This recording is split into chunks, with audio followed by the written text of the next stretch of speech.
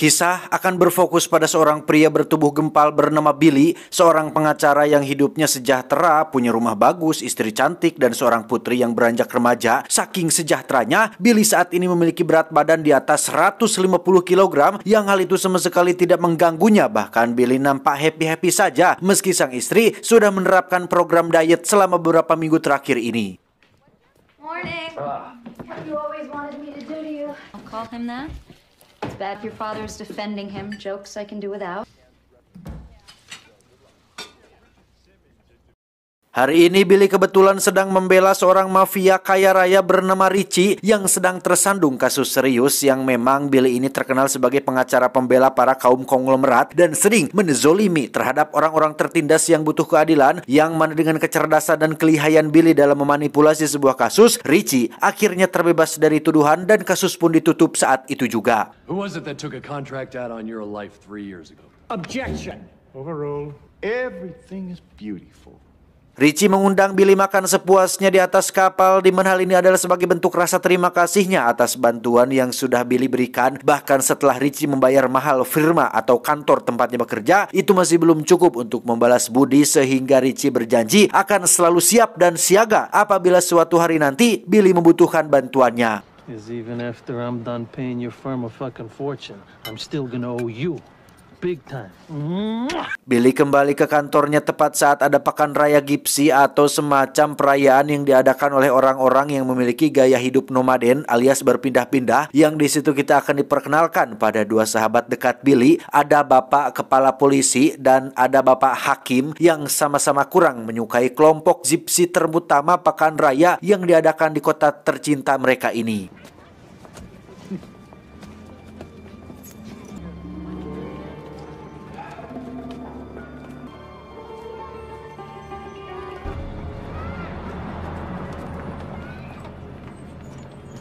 Tidak siang, tidak malam, Billy kembali makan dengan sangat lahap ketika atasannya yang bernama si Bos mengundang Billy dan istrinya untuk makan malam, yang karena tak ingin suaminya meledak, si istri pun buru-buru mengajak Billy pulang agar program dietnya tidak berantakan. No way, my hero. We're out of here before you explode. Saat sedang di jalan itulah sang istri tiba-tiba ingin merasakan sensasi lain dalam bercinta, yakni melakukan hubungan badan di dalam mobil tepat saat berkendara, di mana keputusan tersebut akan menjadi sebuah penyesalan besar ketika ada seorang nenek-nenek Gypsy yang akan menyeberang. Billy tak sengaja menabraknya tepat saat dirinya sedang berembentak menikmati penghamprutan yang dilakukan oleh istrinya.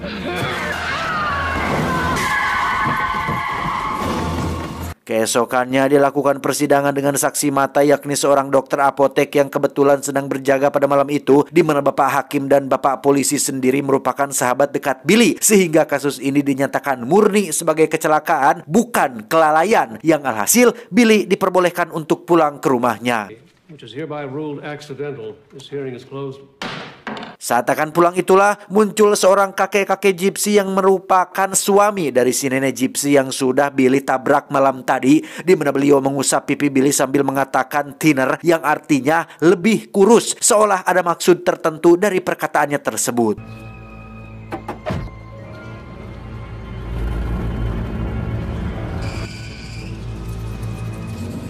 1 minggu kemudian, tepat di pagi hari, seperti biasa Billy menimbang berat badannya yang ternyata sudah turun sekitar 7 kg, sehingga sang istri pun sangat senang mendengarnya karena menganggap jika program diet yang dia terapkan terbukti berhasil. Namun si istri agak sedikit risih ketika melihat Billy masih aktif makan camilan, karena mentang-mentang sudah turun 7 kg terus sekarang bisa makan apa saja sepuasnya gitu. Si istri hanya takut jika itu bisa merusak program dietnya. Dan inilah si bedegul loh, dan inilah the thinner. Suatu hari ketika Billy selesai bermain golf bersama dengan hakim dan atasannya, si hakim menunjukkan kondisi kulitnya yang mengalami kayak semacam iritasi sejak kemunculan si kakek Gypsy yang ternyata juga mendatanginya, di mana Billy cukup terkejut saat mendengar jika si hakim juga sempat disentuh oleh si kakek Gypsy tepat di titik yang menjadi iritasi pada kulitnya. Yeah, him. You walked up and touched me. Right here. 1 minggu berlalu, berat badan Billy kini turun secara drastis, yakni sekitar 11 kg, yang berarti dalam 2 minggu terakhir ini Billy mengalami penurunan berat badan sekitar 18 kg. Awalnya sempat senang, tapi lama-lama kok semakin khawatir si istri ini karena gejala penurunan berat badan yang drastis adalah tanda awal akan penyakit kanker yang menggerogoti tubuh seseorang, sehingga Billy disarankan untuk pergi ke dokter untuk memeriksakan kondisi kesehatannya. Of what? I ran into Mike Houston yesterday and Beliau bernama Dr. Mike, seorang dokter sekaligus sahabat Billy dan istrinya yang memang sudah saling kenal sejak lama, yang setelah dilakukan pemeriksaan dan cek laboratorium tidak ditemukan adanya penyakit serius kecuali hapuran dan babak, yang pada intinya Dr. Mike menyatakan bahwa Billy dalam kondisi kesehatan yang baik. Your weight is going to stabilize and then you're going to gain some back. Believe me, everything is going to be all right.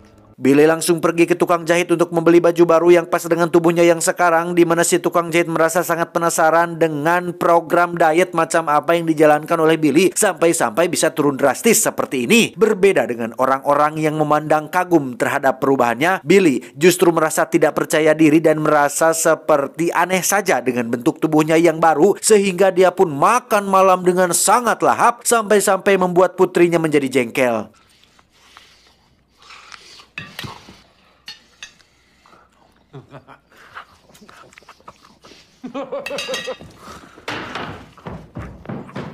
Yang menarik adalah meski pola makan Billy tidak berubah dan makan banyak seperti biasanya, berat badannya justru semakin berkurang dan berkurang saja setiap hari, sehingga dengan fakta tersebut Billy memilih untuk tetap makan enak, lahap dan tamarakan. Toh berat badannya tetap akan berkurang. Di saat itulah Billy melihat si istri si Hakim yang beberapa waktu terakhir ini sering makan malam sendirian tanpa ditemani suaminya, sehingga karena penasaran Billy pun mendatangi rumahnya untuk menanyakan tentang keberadaan si Hakim saat ini.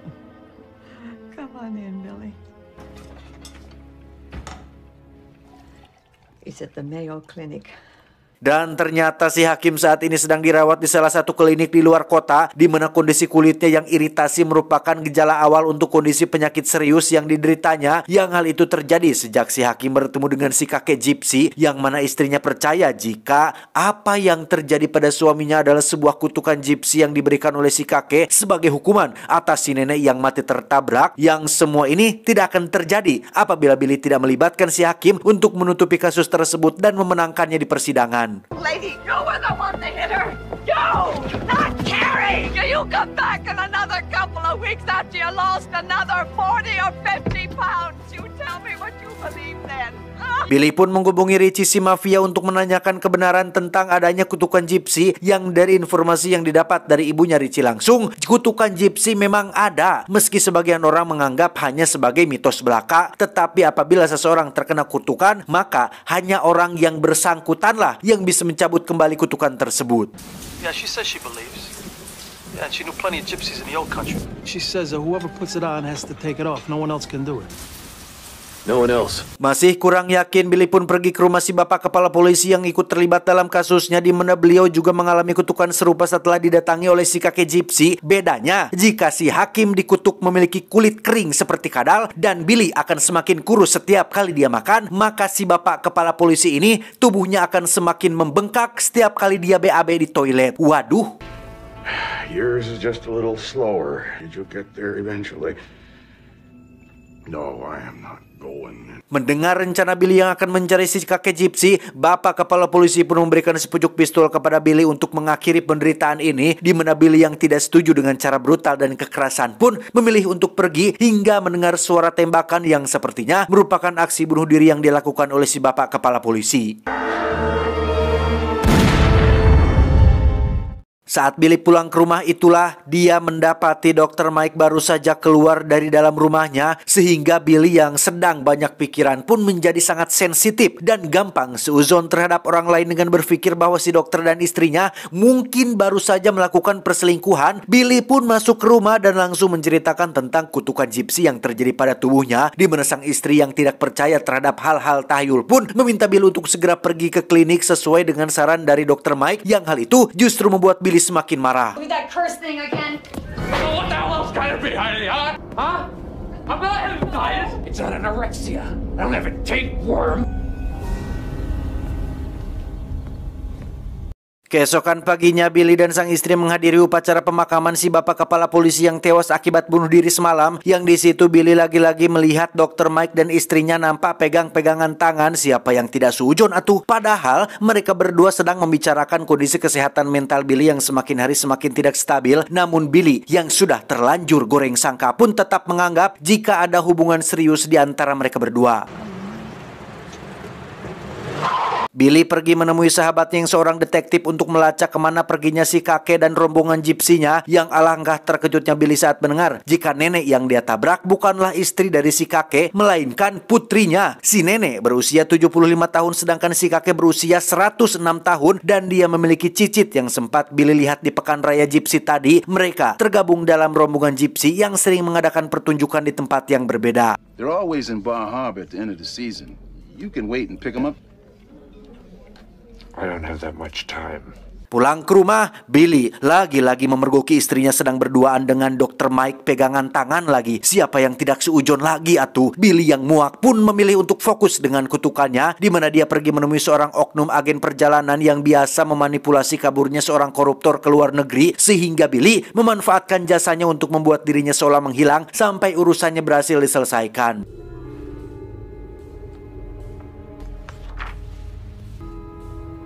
Do you take traveler's checks? Singkat cerita, Billy terlihat sudah sampai di pasar malam tempat si kakek dan cicitnya melakukan pertunjukan keliling, di mana mereka nampaknya sudah mengetahui jika Billy akan mencari mereka berdua, sehingga yang Billy dapatkan hanyalah teror lain yang membuatnya semakin ketakutan.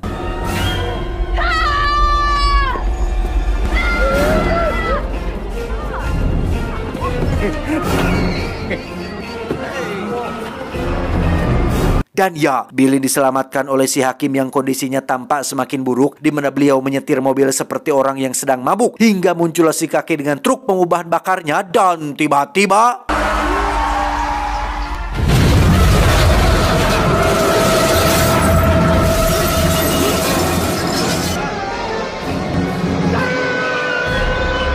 ternyata itu semua hanyalah mimpi. Tetapi ketika Billy menghubungi Nyonya Hakim, mimpinya tidak sepenuhnya salah, karena si Hakim memang baru saja ditemukan tewas setelah mengalami kecelakaan akibat tertabrak truk pembawa bahan bakar. Yesterday drove his Lincoln into a gas truck. Siang harinya Billy mendatangi lokasi pasar malam yang menjadi tempat pertunjukan si kakek gypsy, di mana Billy memasuki sebuah bar setempat untuk bertanya kepada orang-orang tentang informasi mengenai si kakek gypsy, hingga didapatkanlah alamat tempat biasa si kakek dan kelompoknya biasa berkemah, yang di situ pria tersebut memperingatkan Billy untuk waspada dan hati-hati terhadap kelompok gypsy yang dipimpin oleh si kakek tersebut. Mister, be careful. That Teddy will chew you up and swallow you down.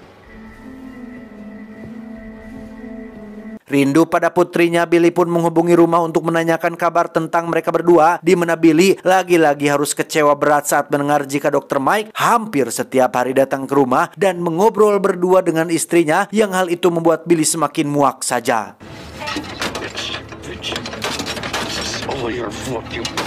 Tak membuang waktu, malamnya Billy langsung mendatangi perkemahan gypsy untuk menemui si kakek, di mana Billy secara terang-terangan mendatangi beliau sambil meminta untuk dicabut kutukannya, yang di situ Billy sempat diludahi, ditertawakan, didorong, diketapel telapak tangannya hingga berdarah, yang meskipun Billy bersujud atau berlutut mohon ampun karena tak sengaja menabrak putrinya akibat lalai, si kakek gypsy tetap tidak mau mencabut kutukannya dan tidak sedikit pun memberi maaf kepada Billy yang malang ini.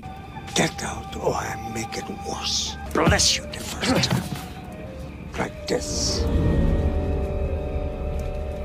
Keesokannya Richie datang menemui Billy sesuai permintaan tolongnya kemarin, di mana Billy langsung menceritakan tentang masalah yang sedang dihadapinya saat ini, seperti istrinya yang berselingkuh dengan dokter dan kelompok gypsy yang memberinya penderitaan luar biasa, yang karena si kakek menolak mentah-mentah permintaan cabut kutukannya, maka daripada Billy yang mati sendirian, mendingan dia meminta Richie untuk membuat si kakek dan kelompoknya mengalami penderitaan seperti yang dialaminya saat ini. Hey, relax. You got nothing to worry about. And if you make it, you'll be able to deal with them at your leisure. Sebagai seorang mafia dengan segudang aksi kriminal, tak sulit bagi Richie untuk menebar teror seperti memberi racun pada anjing-anjing peliharaan kelompok Gypsy ini, kemudian mendatangi seorang pemuda lokal untuk membayarnya agar mau untuk menjadi seorang mata-mata untuk mengawasi gerak-gerik para Gypsy di perkemahannya. Yang sampai sini kita akan melihat kondisi Billy semakin hari semakin memprihatinkan saja, karena ironisnya jika dia makan maka tubuhnya akan semakin kurus dan lama-lama pasti akan mati. Pun sebaliknya, jika dia tidak makan maka akan modar-modar juga. Sungguh kenyataan yang sangat membagongkan.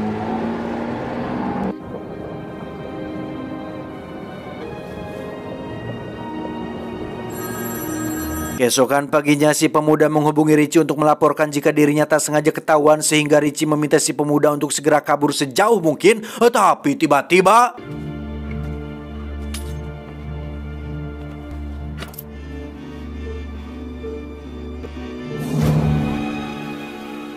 saat Richie sedang mempersiapkan persenjataan untuk melakukan serangan kepada kelompok Gypsy, saat itu pula lah mereka berdua dikejutkan dengan penampakan si pemuda yang sudah tewas dengan kondisi yang sangat mengenaskan, di mana kedua matanya dilubangi dan mulutnya disumpal dengan kepala ayam, sehingga atmosfer film ini seketika berubah dari yang awal terlihat fun menjadi sangat gelap dan brutal gara-gara ambisi Billy yang ingin membalas perbuatan si kakek. It's time for us to move on.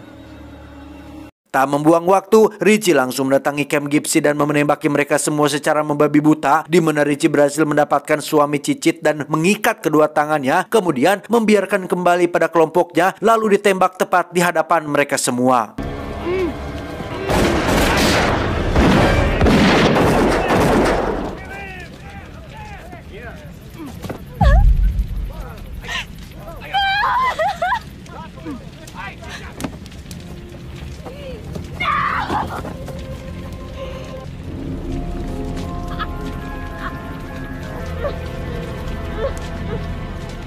Keesokannya ketika dilakukan olah TKP, Richie menyamar sebagai agen FBI yang ingin meminta informasi lebih lanjut kepada si Cicit mengenai kronologi yang terjadi semalam, di mana Richie menculik si Cicit ke lokasi tempat tinggal Billy untuk membunuhnya di sana. Tetapi Billy yang merasa jika Richie sudah bertindak terlalu jauh pun merasa bahwa tindakannya sudah keterlaluan dan memintanya untuk tidak membunuh si Cicit. Richie, no! This time you live, because my friend asked. Here's the Gypsy scarf over your face for the rest of your life. Hold there. Setelah si kakek menyadari cicitnya diculik, Richie pun membawa Billy ke tepi pantai yang akan menjadi lokasi pertemuan dirinya dengan si kakek Gypsy, di mana Richie sendiri akan pulang kembali ke tempat asalnya dan mempersilahkan Billy untuk membereskannya urusannya dengan si kakek tersebut.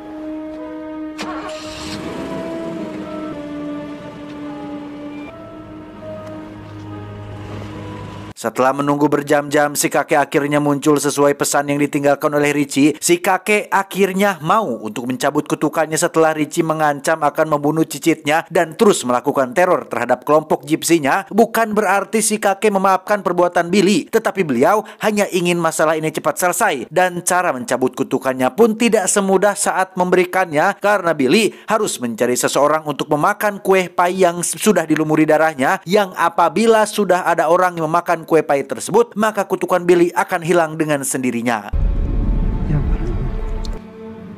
Somebody got to eat this pie. Yes. Yeah, you got somebody.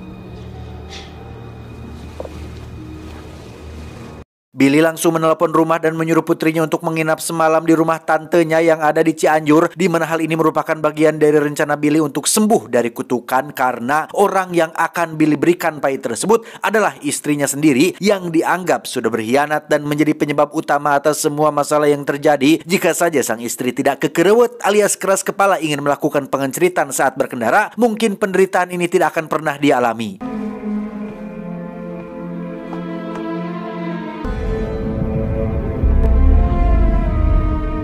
Tiba di rumah, Billy langsung menemui istrinya dengan senyuman manis sambil menjelaskan bahwa kondisinya kini sudah berangsur membaik, di mana Billy menyuruh sang istri untuk pergi ke dapur dan makan kue pai spesial yang sudah dia bawa.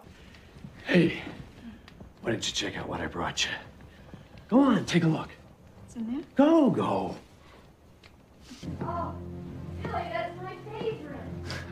Getting even's also what it's all about.